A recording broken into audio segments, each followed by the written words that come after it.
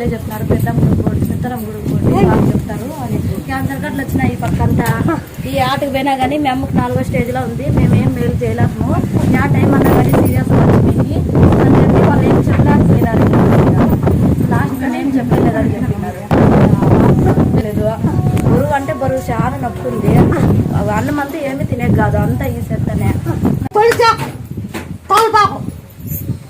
నూనె దంచి ఉంటుకోమ దంచి జై రాంజనేయ నెట్టకంట ఆంజనేయ, జై రాంజనేయ నెట్టకంట ఆంజనేయ, జై రాంజనేయ నెట్టక అని తిక్కండి. బాగా అయినాక ఆంజనేయ 10 కేజీ గడిస్తాం కదా